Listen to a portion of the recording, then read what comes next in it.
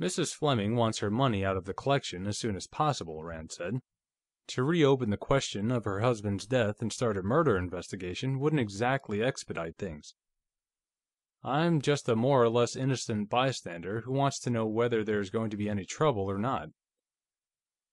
Now, you came here to tell me what happened on the night of Lane Fleming's death, didn't you?" "Yes." "We had finished dinner at about 7, Varcek said. Lane had been up here for about an hour before dinner, working on his new revolver. He came back here immediately after he was through eating. A little later, when I had finished my coffee, I came upstairs by the main stairway. The door of this room was open, and Lane was inside, sitting on that old shoemaker's bench, working on the revolver. He had it apart, and he was cleaning a part of it. The round part, where the loads go. The drum, is it? Cylinder." "How was he cleaning it?" Rand asked. "He was using a small brush, like a test tube brush. He was scrubbing out the holes, the chambers. He was using a solvent that smelled something like banana oil." Rand nodded. He could visualize the progress Fleming had made. If Varcek was telling the truth, and he remembered what Walters had told him, the last flicker of possibility that Lane Fleming's death had been accidental vanished. "I talked with him for some 10 minutes or so," Varcek continued, "about some technical problems at the plant. All the while, he kept on working on this revolver, and finished cleaning out the cylinder, and also the barrel. He was beginning to put the revolver together when I left him and went up to my laboratory. About 15 minutes later, I heard the shot. For a moment, I debated with myself as to what I had heard, and then I decided to come down here. But first I had to take a solution off a Bunsen burner, where I had been heating it, and take the temperature of it, and then wash my hands because I had been working with poisonous materials. I should say all this took me about 5 minutes. When I got down here, the door of his room was closed and locked. That was most unusual, and I became really worried. I pounded on the door and called out, but I got no answer. Then Fred Dunmore came out of the bathroom attached to his room, with nothing on but a bathrobe. His hair was wet, and he was in his bare feet and making wet tracks on the floor." From there on, Varcek's story tallied closely with what Rand had heard from Gladys and from Walters. Everybody's story tallied where it could be checked up on. "You think the murderer locked the door behind him when he came out of here?" Varcek asked. "I think somebody locked the door, sometime. It might have been the murderer, or it might have been Fleming at the murderer's suggestion. But why couldn't the murderer have left the gunroom by that stairway?" Varcek looked around furtively and lowered his voice. Now he looked like Rudolf Hess discussing what to do about Ernst Röhm. "Colonel Rand, don't you think that Fred Dunmore could have shot Lane Fleming, and then have gone to his room and waited until I came downstairs?" he asked. Here we go again, Rand thought. Just like the Rivers case, everybody putting the finger on everybody else. "And have undressed and taken a bath while he was waiting?" he inquired. "You came down here only 5 minutes after the shot. In that time, Dunmore would have had to wipe his fingerprints off the revolver, leave it in Fleming's hand, put that oily rag in his other hand, set the dead latch, cross the hall, undress, get into the bathtub, and start bathing. That's pretty fast work." "But who else could have done it?" "Well, you, for one. You could have come down from your lab, shot Fleming, faked the suicide, and then gone out, locking the door behind you, and made a demonstration in the hall until you were joined by Dunmore and the ladies.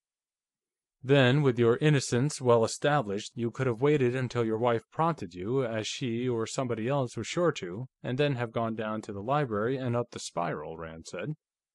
"That's about as convincing, no more and no less, as your theory about Dunmore." Varcek agreed sadly. "And I cannot prove otherwise, can I?" "You can advance your Dunmore theory to establish reasonable doubt," Rand told him. "And if Dunmore's accused, he can do the same with the theory I've just outlined.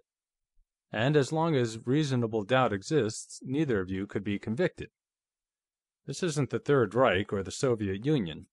They wouldn't execute both of you to make sure of getting the right one. Both of you had a motive in this Mill-Pack merger that couldn't have been negotiated while Fleming lived. One or the other of you may be guilty. On the other hand, both of you may be innocent. Then who Varcek had evidently bet his roll on Dunmore. "There is no one else who could have done it." "The garage doors were open, if I recall," Rand pointed out. "Anybody could have slipped in that way, come through the rear hall to the library and up the spiral, and have gone out the same way. Some of the French maquis I worked with during the Cold War could have wiped out the whole family, one after the other, that way."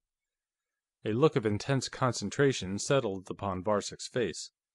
He nodded several times. "Yes, of course," he said, his thought chain complete.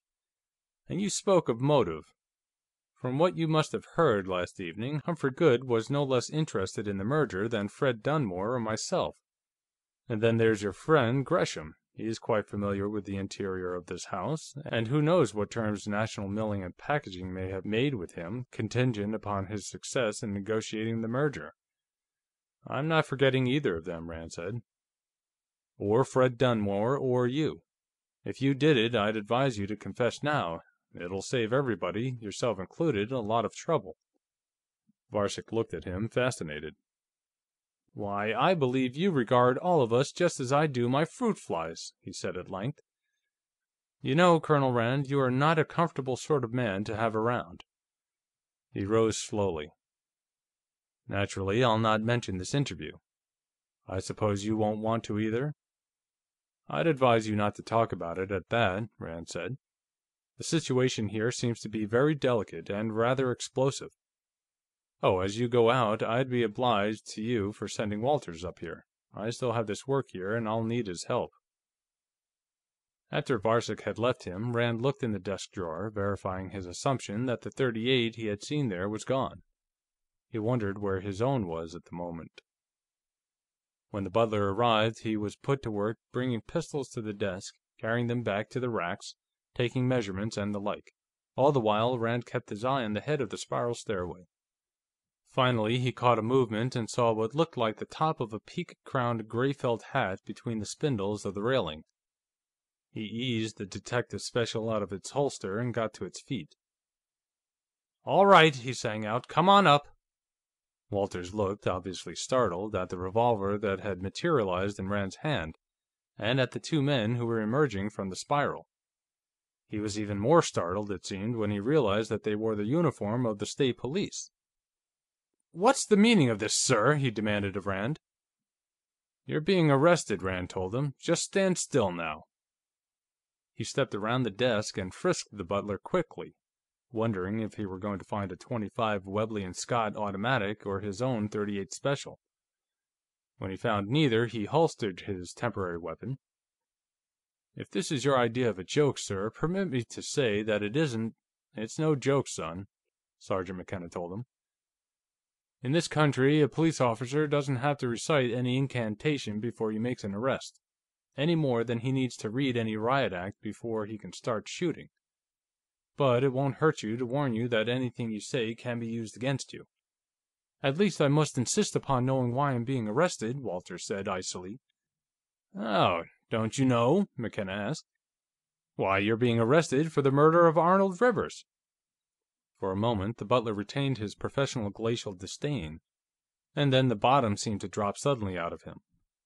Rand suppressed a smile at this minor verification of his theory. Walters had been expecting to be accused of larceny, and was prepared to treat the charge with contempt. Then he had realized, after a second or so, what the State Police sergeant had really said. "Good God, gentlemen!" He looked from Mick McKenna to Corporal Cavaline to Rand, and back again in bewilderment. "You surely can't mean that!" "We can, and we do," Rand told him. "You stole about 25 pistols from this collection after Mr. Fleming died, and sold them to Arnold Rivers. Then, when I came here and started checking up on the collection, you knew the game was up. So, last evening, you took out the station wagon and went to see Rivers, and you killed him to keep him from turning state's evidence and incriminating you. Or maybe you killed him in a quarrel over the division of the loot. I hope, for your sake, that it was the latter. If it was, you may get off with second-degree murder. But if you can't prove that there was no premeditation, you're tagged for the electric chair." But I didn't kill Mr. Rivers," Walter stammered. "I barely knew the gentleman. I saw him